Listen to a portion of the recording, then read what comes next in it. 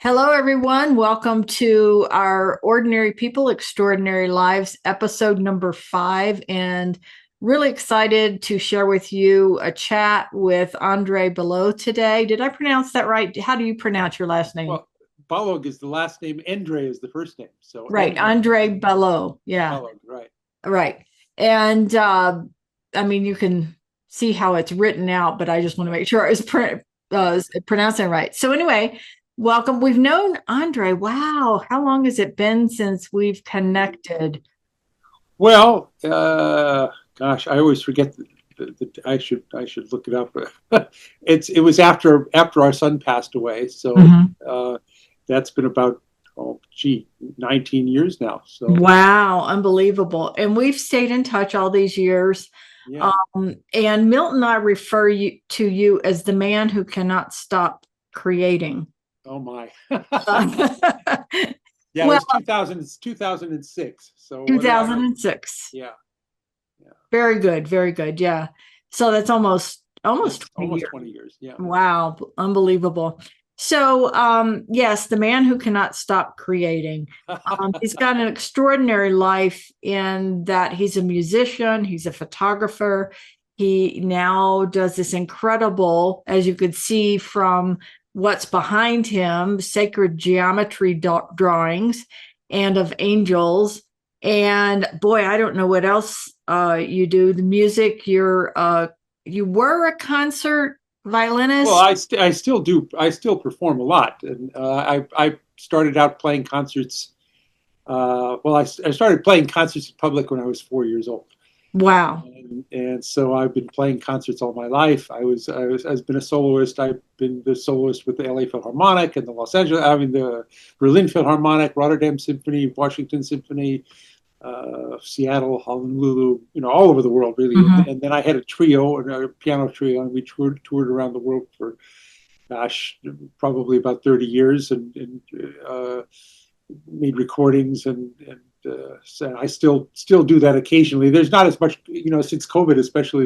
It's at least for those of us who are somewhat older. It's always the new young kids that are coming up that are always the most exciting. So I don't pursue that as much. You have to kind of really pursue that a lot to keep it going.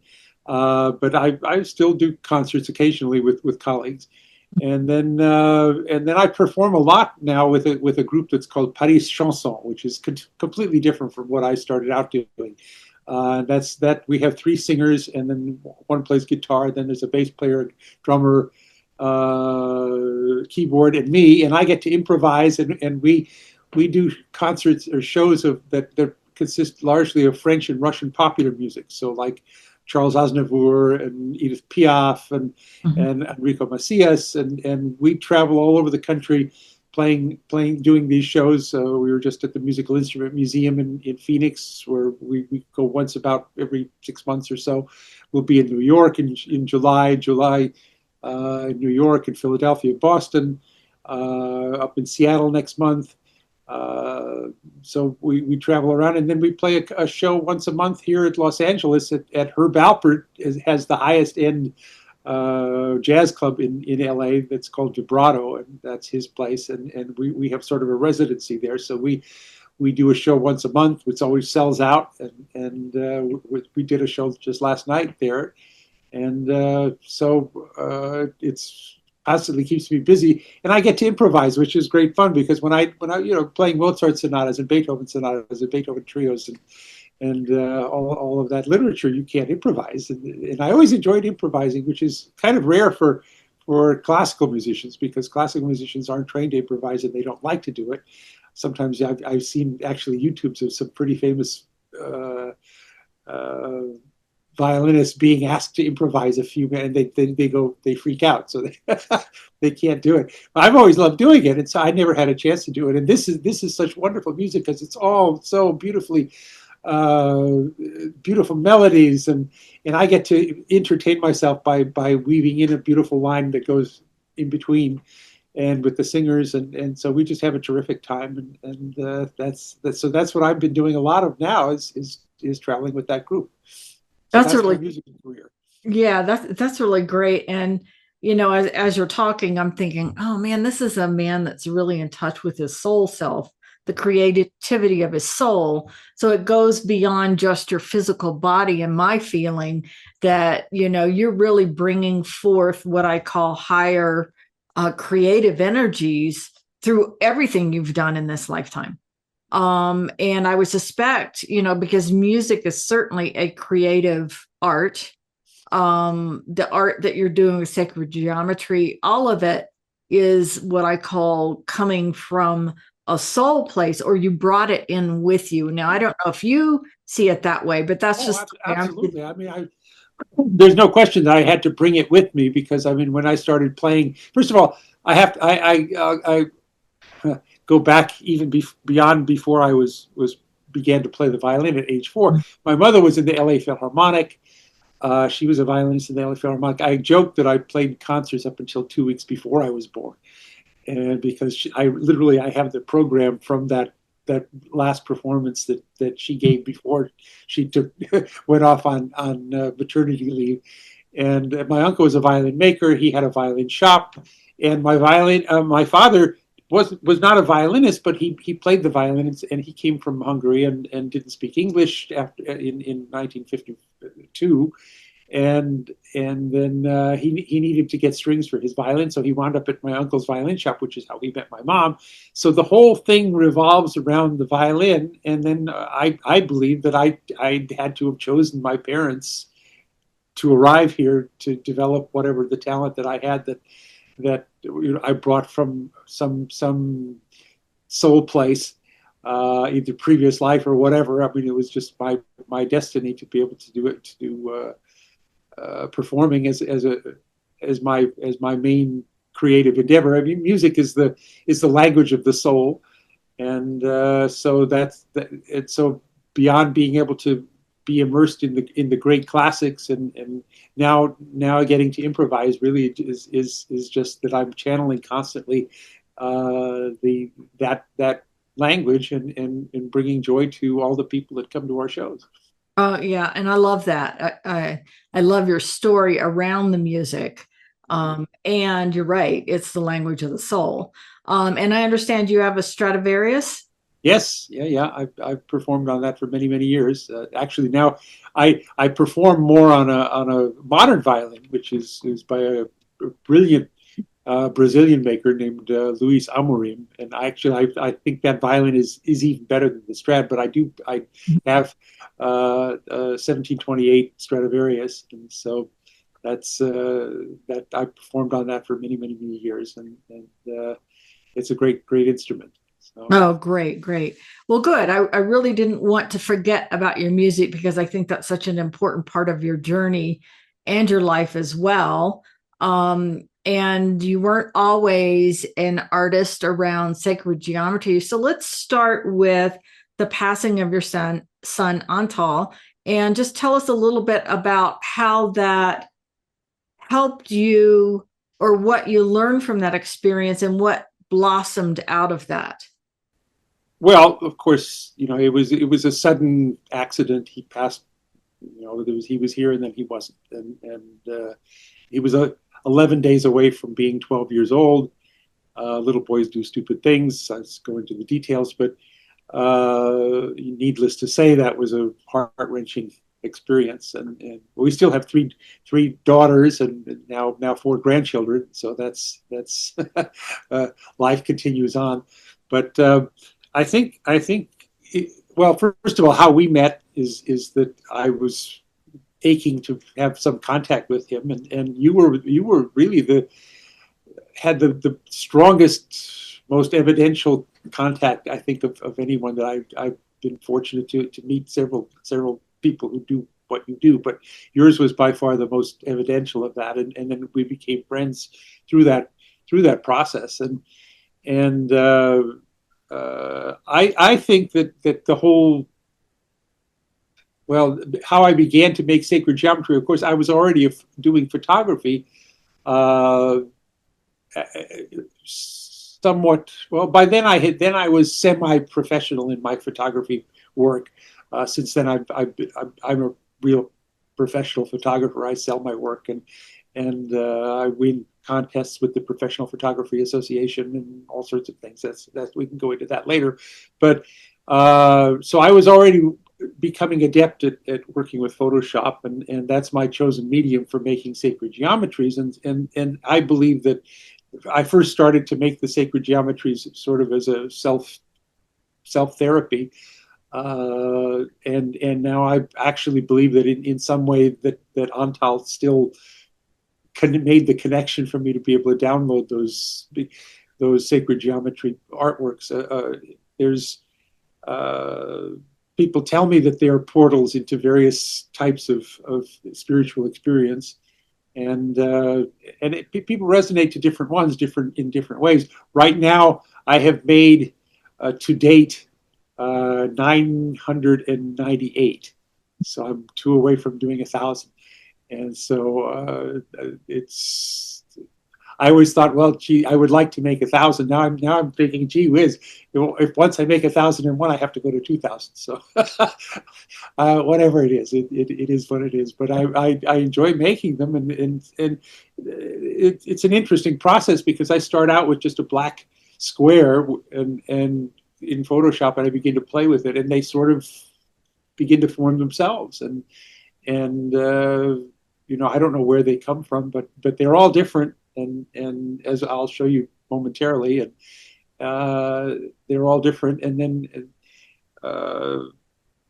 it is really just a work of an ongoing work of art. I think in some ways that they progress actually from where they began, and they become more and more powerful as they go. And so even in that sense, the whole sequence is a spiritual journey.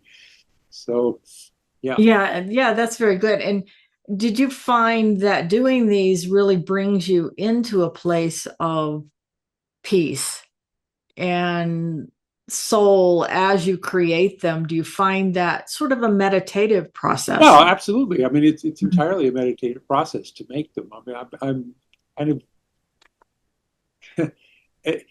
it's hard for a lot of people to think of meditation as it's like a fun. It's fun. I'm having fun. I'm making this, but it's by being creative, and it is a meditation. And there's a number of them that I did at one point. I have some friends who were Sufis, or I mean Sikhs, and so they have the kirtan meditation. They have a lot of different uh,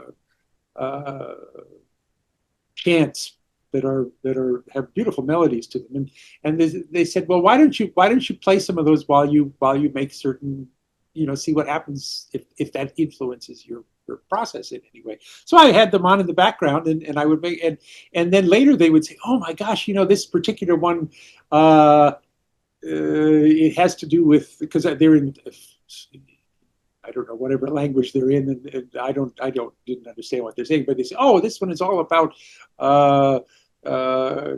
it's associated with the color green, and sure enough, I would have captured those essences just from having listened to them. So they were part of the process as well, and so clearly I'm tapping into something. I don't really feel like I'm doing anything other than just having a good time and playing with it, but it's a meditative process, and I guess that's just the way I do it, and so. Right. And I love that you said that it sort of creates itself, because I think all art does that. Once you get into art, it almost tells you what it wants. Exactly. I mean, I start out, as I say, with a black square, and I have a dividing line so I know where the center is. And then I start messing with it. I have actually a couple of YouTube videos that I did. People could look them up, how Endre Balogh makes sacred geometry. There's two of them. They were time capture videos. And it takes 6 or 7 minutes to watch them, and every 10 seconds it would take a capture of my screen, so you wind up having a sort of a video. And there I started out on both of them. They started, and then I did something and I didn't like it, and I scrapped it and started over again because it wasn't what was supposed to work, and so, but they start to make themselves, and then I keep going until suddenly I say, oh, now it's finished, and then it's finished, and so and I have no direct way of determining, I don't have a plan when I start out that it's going to look this way or that way. They just create themselves. And then, as I say, people say they're portals, and people who do meditate a lot will often say, oh, I saw something very similar when in my spiritual journey when I was meditating. I saw just the very same thing. And so I guess I'm getting them from somewhere and reproducing them. Oh yeah, I should have pulled that out somewhere here. There's my book. Oh boy, I have I didn't pull out the books that I need. I have to. And that's a beautiful one behind you as your backdrop on your computer. Oh yeah, well that's probably my sort of my personal favorite. This is a book that I don't know if you can see it there. It doesn't show up. It maybe put it a little closer. No, it's not going to show up. Well, we have to get it somewhere. Well, eventually, when I can see my own screen, maybe. Right. I can't see. Can you get that on Amazon? Yes, yeah. So this is a book called Synergeometry, which I did with a dear friend of mine that I've known also for I've known her for about 40 years, Ness Carroll. And if you look up Synergeometry on Amazon, and it is a book of about I think 130 of my sacred geometries. And but what she does, she's an amazing channel too. She is very in touch with spirit, and I will show her a new one, and literally within 30 seconds they download to her a 4-line little poem that encapsulates that particular sacred geometry. So that's what that is the book done with her. Again, you can't see it, but there, maybe you could see that. I don't know. I can see that. Yes. Yeah. Oh, so, beautiful. See, these are the different.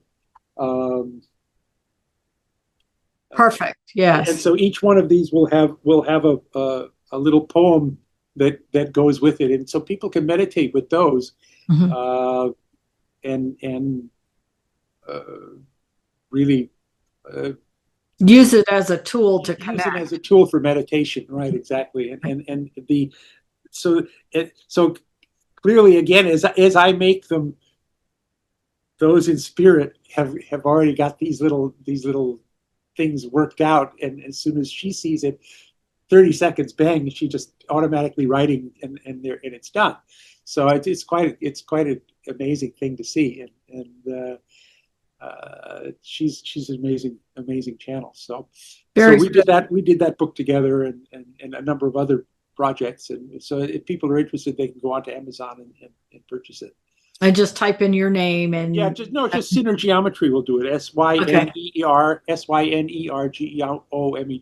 Synergeometry. Okay, great. And there's a synergeometry.com that has also shows some examples and perfect. Yeah. So why don't we do this? Why don't we let you pull up some of your work? Maybe start with the latest one you've done. Does that work? Well, I put together a series. So let me see if I can share my screen. Can I share my screen? I just allowed you to. There, yep. There it is. Right. And then I think what I'll do is, okay, good. We're on the side. Right here. Let me hide all this stuff. So, well, here, I can show you my most recent one. Let me see. Here's 998. This is an interesting one because I often use a lot of Hebrew lettering. And this is the first time I've ever done it this way. If you can see this, there's the most famous prayer in Hebrew is called the Shema. The Shema Israel, Adonai Eloheinu, Adonai Echad. Hear, O Israel, Adonai our God, Adonai is one. And that's what all this Hebrew is. But then it sort of circulates around like that, and it starts from the center, and so the Hebrew goes around. So it makes it's a very powerful thing because of that. And so that's 998. First time I've ever used that though as a starting point. So, and I love that because it does have the prayer in it. You know, it does have that in it, and it's I think it gives it more energy as well. Well, it is. It's interesting you bring up that word, because I feel that these are, I often, unlike a lot of sacred geometry artists that exist, that who will focus on one particular form, like say a Metatron star or a seed of life, or this, that I combine a lot of different things together to create an energy. That each one has an energy, and so that's why people resonate to different ones differently as well, because I seek to bring an energy to each one that is unique. And so this one with that prayer, which, as I say, is the central prayer of Judaism, and so that as and it circulates all the way around like that. But then I created a pattern out of it, and so that's how this one got made. Absolutely, that's beautiful. All right, so I'll just let you go on and Yeah, share. well, let me You feel start it. over. Yeah. Let me start at the beginning one. This is not the first one I did, but I believe that it's kind of like this is the beginning of sacred geometry, which is a circle, but it's also reflected. It's created so above, so below. Here's a reflection. You can see it, and so there's a lot of symbolism, even though it's just merely a circle. And so it's not quite the first one that I did, but it's one of my earlier ones, and I think that's beautiful. Yeah, a good place to start. So anyhow, these are starting. This is number 8. So we're way back in 2006 at this point, and so. And you will. I've pulled them out at random, kind of the ones that I don't know, whatever I felt would work for this particular day. I was being led, take this one, take that one. I don't know. I mean, as I say, I have nearly 1,000. So I just pulled the ones out that I thought might resonate for our time together, and so these are early ones. This is the one that's on the cover of the Sinner Geometry book. This is number 13. So nice. Again, a very early one. Do you ever dream these? Do you ever in your dreams, or no, just when you start looking at the page, there it comes? No, it's so funny.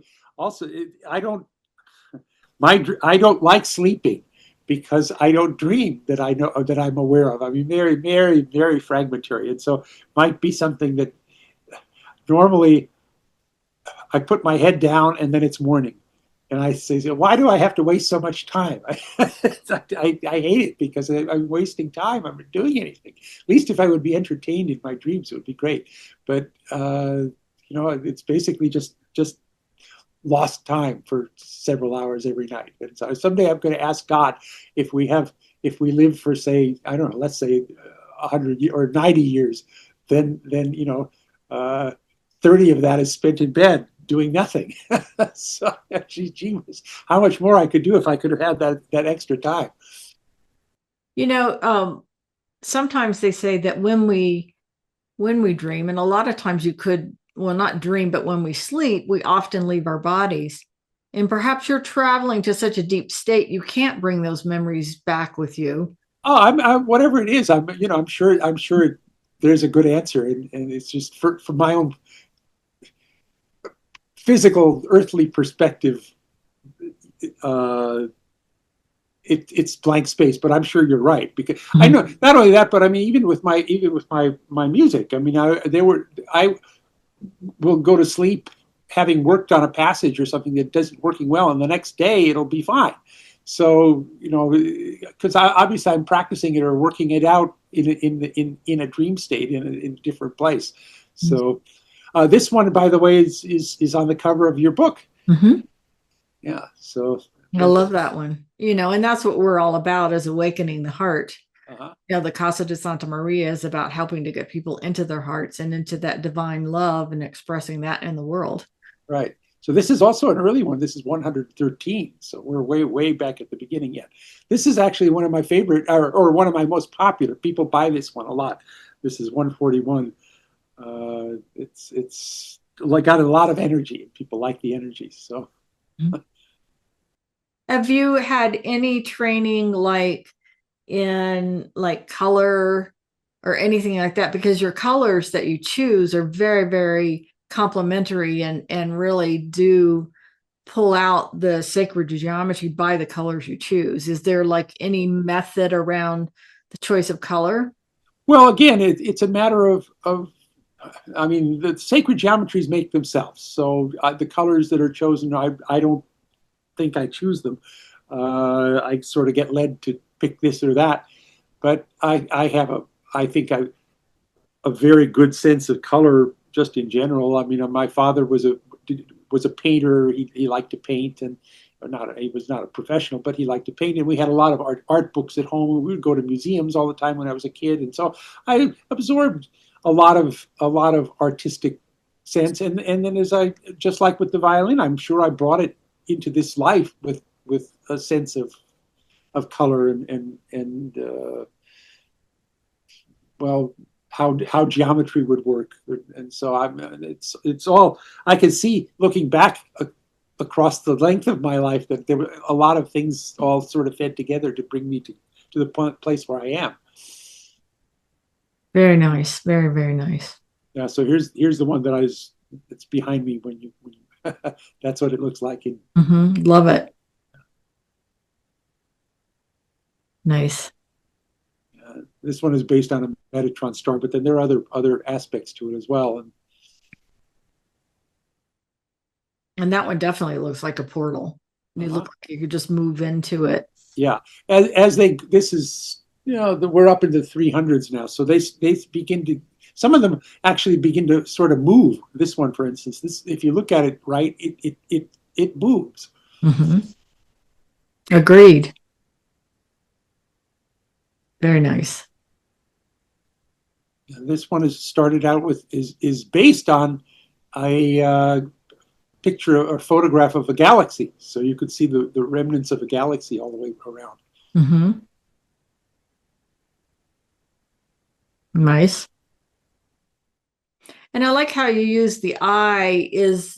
Do you use the eye just as a focal point, or is there like for you a meaning of Well, using the eye? it is obviously the eye of Okay. all-seeing eye of God, the wisdom, a number of associations that go with the eye. So Mm-hmm. uh, this one also has a lot of depth. And it moves if you look at it right. Mm. And it's moving toward you. Yes. Yeah. Yeah, I'm just kind of blown away because I know a little bit about Photoshop, but not much. And I'm thinking, how in the world did you do this in Photoshop? I mean, that had to take a while to learn that skill, or did it just come to you naturally, or you already knew it and had already Well, played around with it? again, I mean, there are little bits and pieces where I learn this or that or the other, and then I apply it. Sometimes for photography, I would want to learn to do a certain thing, and then I would realize that by being able to do that, I was able to incorporate that into sacred geometry. So I'm getting taught all the time. I mean, it's a process of being somebody's teaching me. So that's what I think Antal has to do with it, and bringing me to a spiritual place where where guides are whispering in my ear. I don't hear them. I'm not like you are, who could actually hear and speak to Right. spirit. Spirit. Yeah. But somehow I'm getting it. So I'm assuming I'm able to Hmm. get there somehow. Yeah, I love that one. That's beautiful. Yeah, and this is already now, this is 485. They become more and more powerful as they go, and so uh, Lovely. and I put together a lot of different elements. Yeah. I like the whole concept of it's almost like cells multiplying. You know, it's what they call them vesica Pisces when Right, right. two pull apart, which Uh-huh. is I just love that. That's really lovely.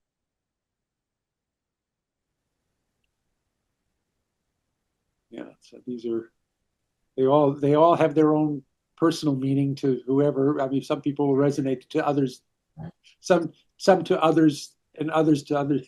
What am I going to say? Everybody resonates to different ones differently, and Right, so yeah. right. Yeah. I would say they also have a peace about them. You know, they're peaceful. You know, Uh-huh. some of them are Yeah. very active, but there's also this sense of calming when you Mhm. look at these as well. Yeah, some have a lot of energy, but that energy is a focused energy. I think that's maybe what you're saying is and when you were focused, then you're calm. Hmm. Yeah. It's use of color. I mean, obviously I use color as an element of the energy that's going to be in any particular one. I have there's a website that's called sacredgeometryart.com. If your listeners want to go visit that, uh, there it's an interesting site because they aggregate together. Uh, I think about 75 of the world's top sacred geometry artists. They're very famous people that are there. Who've done books and working in sacred geometry and all kinds of different mediums. And I'm blessed because I'm on their homepage as the featured artist. So Nice. it's and now, for instance, this one is completely different. I mean, it's kind of square, but it's not square, and it just made itself. So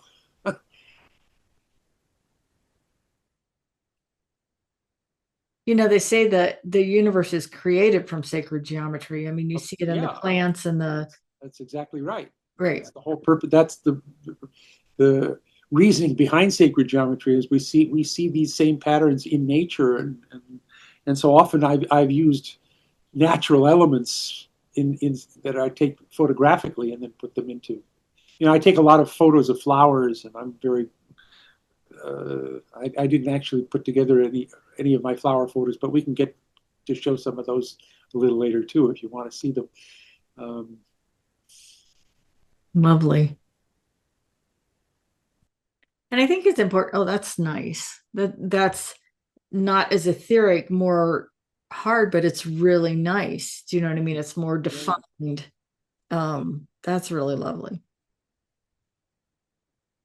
Again, I'm Yeah. just blown away on how you do this. It's like it must be second nature to you by now in creating these. How long does it take to create something like this? It depends. It's the first one I showed you, the one with the Hebrew lettering.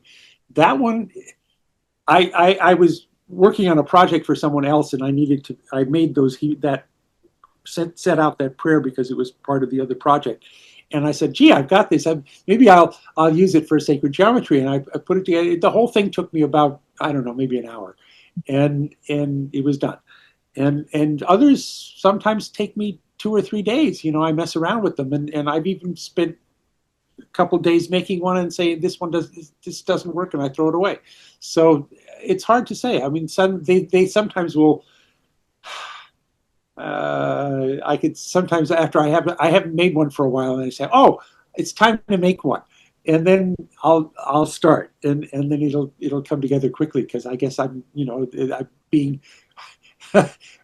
what's a good word? I'm not being hounded, but somewhere in the back of my consciousness, I'm being said it's time to make a new one. Here's one for you to make, and so that it gets downloaded that way. Mm. But as you see, they're all quite different, and this one moves a lot. Oh yeah, I see that. Yes, it does. It does move a lot. Almost pulses. Uh-huh. Hmm. Wow. Very nice. Yeah, we're up into the 800s now. So Wow.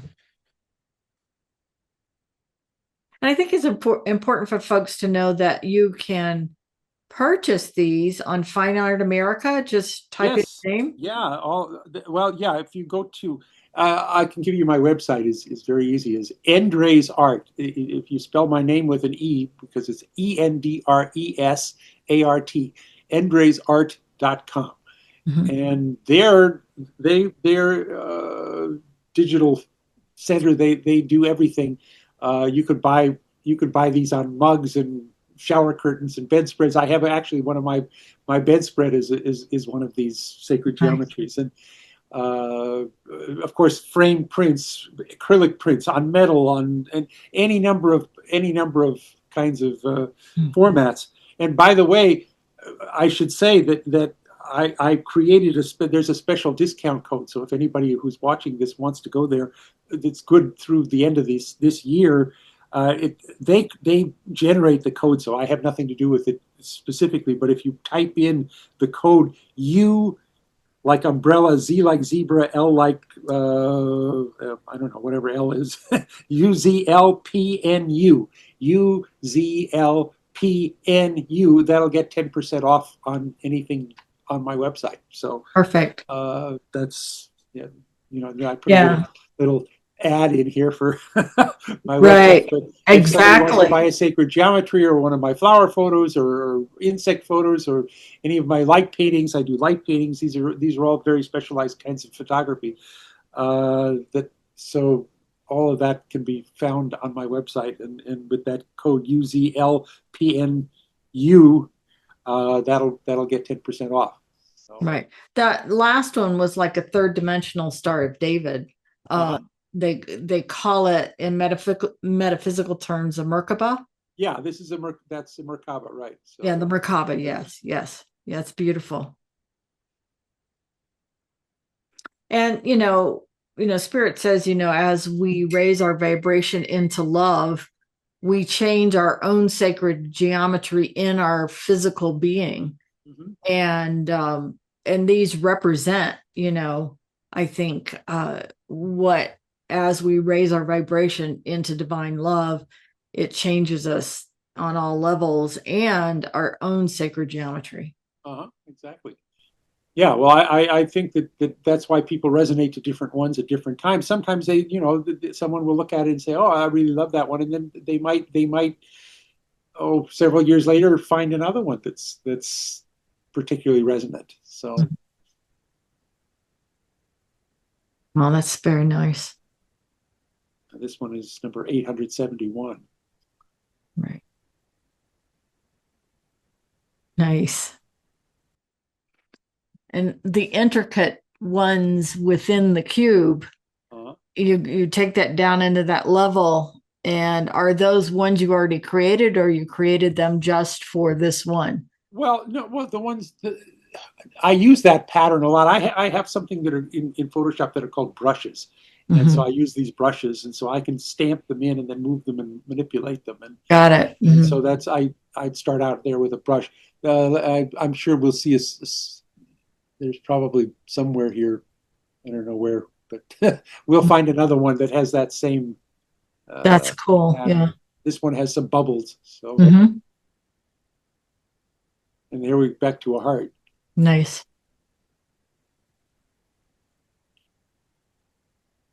Just with the eye.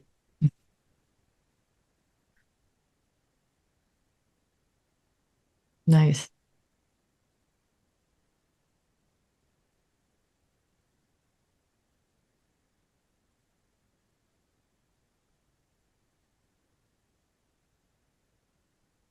Yeah, so every one of them has a different energy and a different meaning, different resonance. The Hebrew symbols on that one were Well, the. but the top is emet, and that's the Hebrew word for truth. Mm, nice. So I use that a lot. I use the Yud He Vav He, the sacred name of God. Oh goodness gracious, is that? Uh oh, have I lost my? Did we go to the end? I guess that one was the last one. Was that the All last right. one? Yeah. So let's look at your angels as Oh, well. that's in the same box here. Wait a minute. Let me get my. I thought I had a few more to the end. It's not. Is that my last one? No. See, it says No. it's, yeah, no, exactly. Oh no, there's a whole bunch more. Yeah, Okay. Let's we get left off back. there. We left off there. I don't know how I wound up jumping, but anyhow, let's continue on. I still have a few more. Yeah, so we saw that one, this one, this one. Yeah, here's another one. Mm-hmm. Yeah, now so in the center of that one is that same Merkaba. Merkaba, right? Mm-hmm.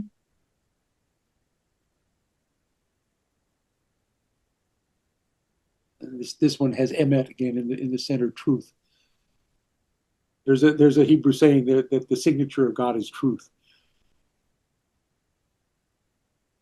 Makes sense to me. Yeah.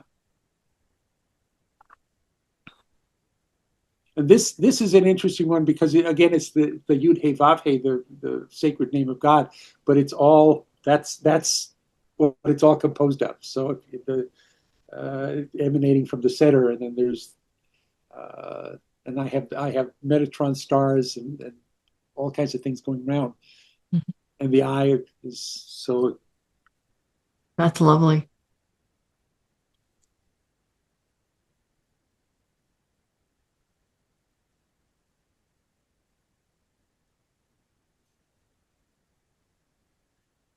yeah. So this is the last one in that bunch. So I have. That's beautiful. All right, so now let's go to the angels. Now, the angels actually incorporate a lot of my sacred geometries as well because I use them um, as part of it. So let me move them over here so we don't have all that extra distraction. There we go. Beautiful. And Ah, what made you start drawing angels? well, the same motivation. Although I've always loved angels just in general, and again, I mean that's just maybe. Oh gosh, I'm doing wrong things here. I'll Hang on. stop asking you questions. No. It's just I'm trying to do something quickly and it's not working. So There you go. there we go. Just want to pull the corners out. There Lovely. we are. There we Hmm. go. Yeah. So uh, yeah. So you can see this Merkaba up at the top and all of that, the same sort of thing. Now the angels, uh, I've always liked angels. I had collected angels in just paintings and pictures of angels that we have in the house and elsewhere. And I've always just loved angels. I started making them because I was prompted to somehow. I don't know. I mean, and what's interesting about these is you'll notice the little angel head is in the same place. So that's always in the same spot. So as I go to the next one, it'll be the same. Uh, I've got right now about I think 37 of 30 or maybe close to 40 of them. I haven't made uh, that many, but they they again work the same way. They form themselves. I create them out of whole cloth basically, and then they just and then I work on them until they're done.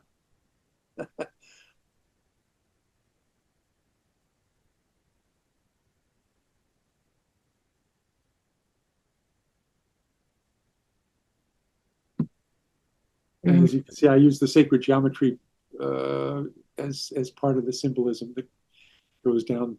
I don't know where I got that idea to make them increasingly smaller as they go down, but that's just my thing. So And it works. and it works. Yeah, That's pretty. yeah, that's a very high energy one. Hmm.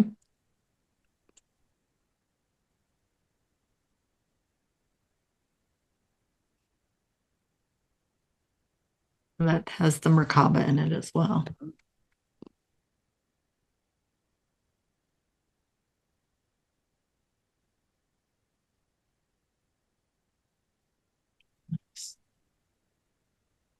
all these are on my website too. So anybody wants an angel, thank you.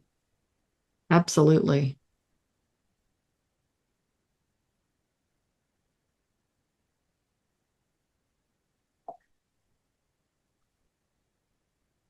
Nice.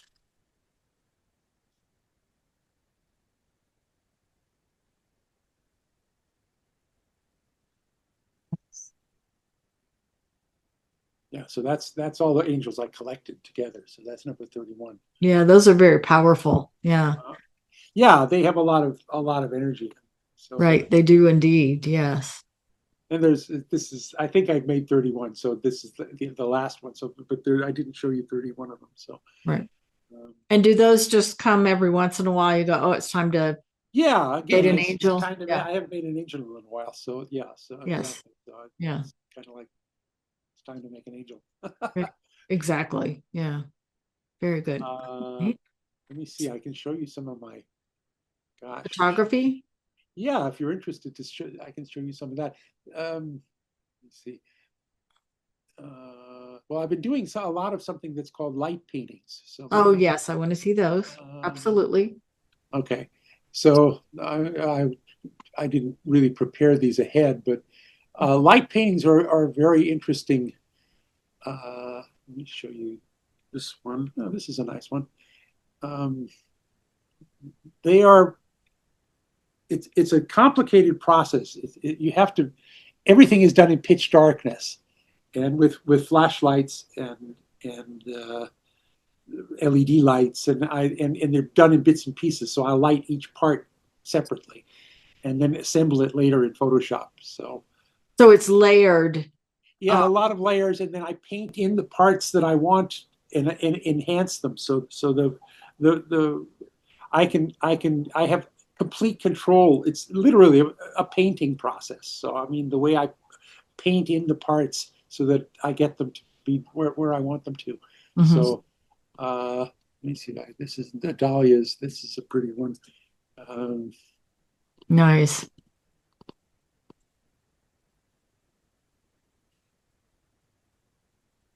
and they have tremendous detail, and yet they're photographs. Mhm. Here's a candy jar. Mhm. So, how many different photographs would you say go into one of these that you layer? It depends a lot on what it is that. So You can estimate. yeah, probably maybe 10, Okay. 10, Mhm. 10, 12. It's sort of a. I mean, I've had as many as 20. I've had as few as maybe 5 or 6. Um, but as you can see, there's tremendous detail that goes into those. This one Mhm. is a contest winner that I did. Nice. A lot of old Japanese teapots. These are. I have a friend who has a beautiful collection of all kinds of Asian art, and I went over to their house and set this up and shot it. And so Nice. this was a lot. This was this would be, gosh, 1, 2, 3, 4, 5, 6, 7, 8, 9, 10, probably about 20 separate photos uh, to put that together. Let me see. Lemons. They're all still lifes because nothing can be really moving, although I can sometimes add things, sort of photographic brushes and things to make them move. Beautiful. In fact, Mhm. like it has I love the detail. yeah, oh, the detail is fantastic. Let's see if I can find a good one here. Uh, oh, well, we were talking about this is my violin Nice. and a book that it's in. So I opened up the book. But all the detail of the fabric and all of that I paint in to make it there's no other way to get this kind of light experience. And so I Mhm. love working with light, and there's no other way to do it but this way. So let me see, my sunflowers. this one. Yeah. Nice.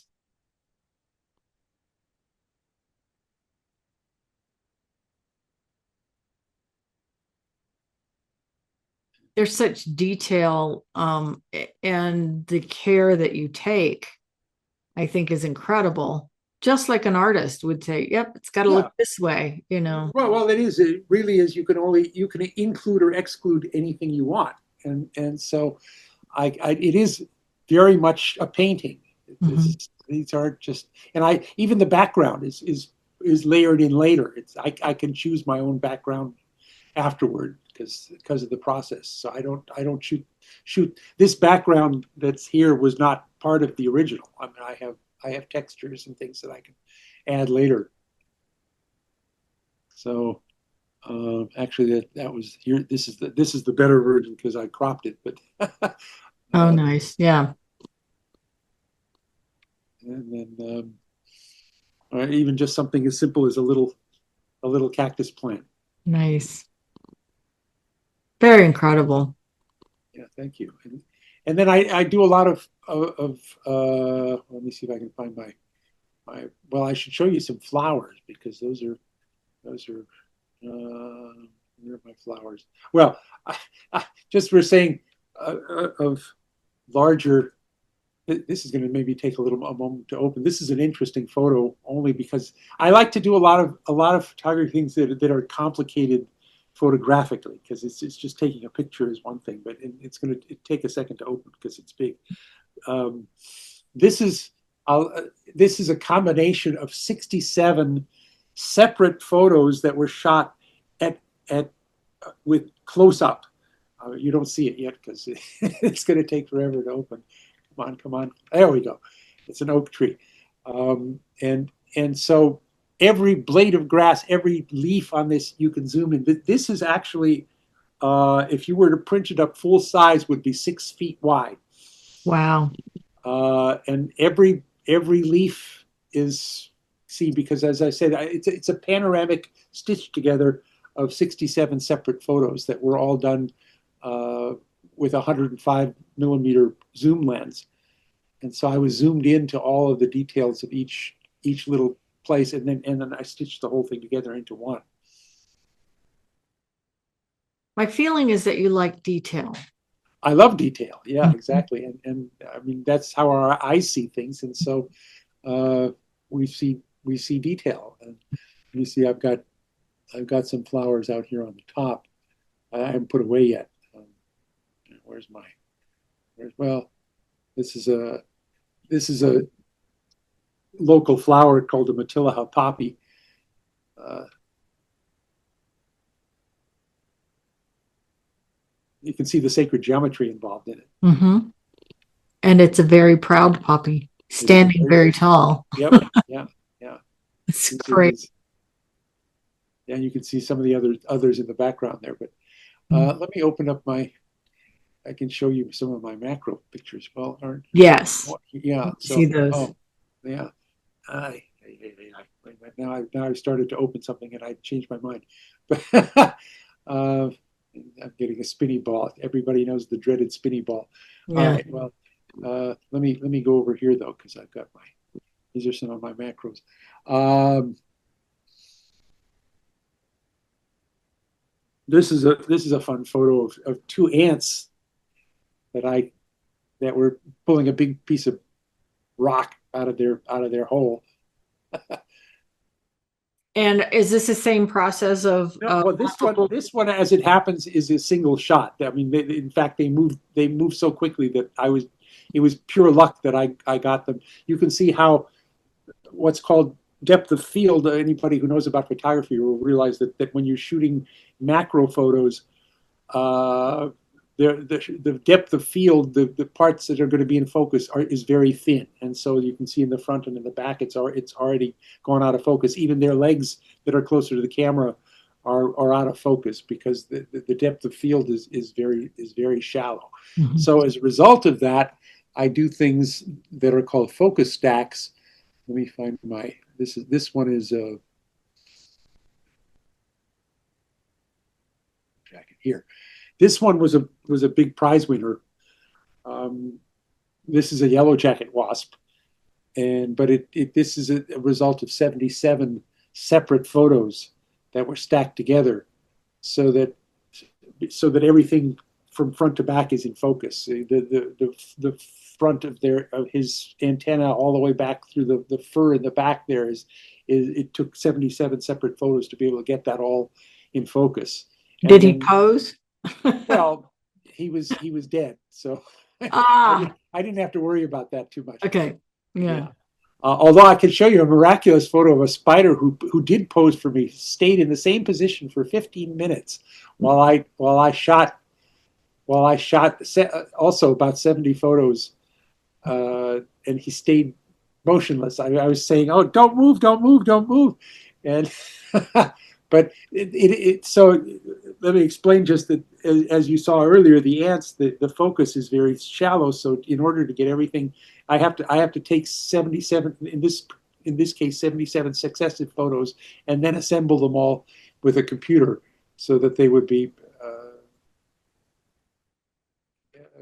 It's everything amazing the focused. detail in the yellow jacket, how you can, I mean, most of us are running from those things, not moving towards them. So Yeah. you have no idea what they look like till you get up close. Oh, Yeah, this well, is the poser. yeah, this is a little tiny crab spider.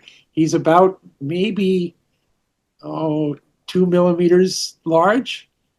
He's sitting on a leaf that is about 1 inch long. So you could see how it goes out into out of focus. But he sat. It took me about 5 minutes to get the whole thing set up, and then he stayed in that position with his arm raised, with his leg raised up like that for 10 minutes while my mechanism, I have a mechanism that does this automatically, and he didn't move, and I it was truly a miracle. He sat there for me with his leg raised, posing the whole time. Beautiful. Very nice. That's that. And then, oops, wait a minute. I have looking at my photos. Let me find my macros, HIJKL macros, and then I can go to my flowers. These are flowered. Um, so and here's, for instance, this one I did recently is is it red? Yeah, red hibiscus is this one. Yeah. Oh, So this nice. is so this was the flower. This is actually a composite. The flower itself was 170 separate photos, and then the leaves in the background, I made a separate shot of the stem and leaves. There's another 67 photos. Then I combined the two the way I wanted to. Actually, I pulled one of the leaves out that was hidden behind it, and I brought it up to the front, and then I put in a new background. And so, I mean, it's something of an artwork. Although it's in order to get something like this, as I say, that to get everything in focus was 170 photos just of the flower itself. Amazing. We definitely are an incredible creator. Oh, And I think that you find joy absolutely, yeah, out of this. And even looking at the files that you have, yeah. Well, there's so many of these. the That's why massive I find amount of files that you have created is amazing. yeah, I have so many, and all of these are on my website. So it's a big website full of all sorts. It's probably way too big. Everybody gets confused, but they get there. But uh, and this is a peace lily, and you can see all the details of the pollen that falls on it, and it's really. I enjoy looking at my own stuff too because I get interested in Well, stuff. yeah, and it's the beauty of God's creation. Absolutely, yeah. Well, these are all the sacred geometry. It's really what Mhm. it is. Let me see. Is this one? Yeah, this is a peach blossom. Oh, nice. Very nice. Well, very cool. Thank you so much for sharing with us today. Yeah. That's just stunning work. And If I can find Andre's art, I can, and yeah, let me unshare myself. Where's my heart? Where's my screen here? There. that's a good question. Stop share. There we are. There we go. So everybody go to Andre's art and look at more. I mean, you've got everything you've done probably. Yeah, I mean, Uh, it's pages and pages of artwork. All the sacred geometries are up there. Of course, all my light paintings, all my macro photos. They're all in different galleries. So there's the macro photos are in something called Tiny Things. I have a bunch of different flower galleries. There's art flower photos, which are slightly different from just regular color photos. I have black and white flowers. I did a whole book of just black and white uh, flower photos. That actually about 10 years ago, Shutterbug magazine. I wrote an article for Shutterbug, and then I submitted some photos to go with it on how I make black and white flower photos, and then they used my article as the cover photo for their once a year. It was called the Expert Photo Techniques Guide, and so my photos on the cover of that, and it was, uh, you know, my article was in that. So I was a big honor to have my photo on the cover of a Shutterbug publication. Absolutely. So if you want to hear Andre's music, just type in his name on YouTube. I'm sure we can find Yeah, some. there's some things there. Actually, if you want to hear right now, there's Paris Chanson. There's if you type in parischanson.com, PARISCHANSONS.com, that'll take you to the YouTube page of Paris Chanson. There are a lot of videos up there. But Okay. if you just type in my name also on YouTube, there you'll find certain things Okay. up there. So maybe what we'll do is we'll record one and put it here at the end. How's Yeah, okay, either that or I can send you whatever. If you want me to send Yes, you one, I'll that would be great. The yeah. one you would like to share, and we'll put it at the Yeah, end. well, I So actually have a little YouTube. Somebody did a short documentary about me that has some of my music in it too. So nice, I can nice, I can very send you good. out a couple of links. That'll be fun. So Right. Well, thank you so much for joining us today, and I can't wait to share all of this. And if I go to Andre's art, can I get a background, like pick out a background and get a background for my Zoom like that? How do you get background? oh gosh, for like a desktop that they don't sell, but I can give you something. So I would love that yeah, because I'm doing a lot of these and of these Zoom interviews, and it would be uh-huh. fun to have that as a Okay, background. well, yeah, well, pick out something and I'll send it to you. So Okay, and we'll give you credit for it. perfect, perfect. All right. Well, know you're loved, and thank you so much for joining us. Thank And you. Thank you for everybody, having me. go check him out. Go check out the art and go buy some of his art as well. So, Well, bye, that'd be great. Thank everybody. you. Thanks a Uh-huh. lot. Thank you. Bye Uh-huh. bye.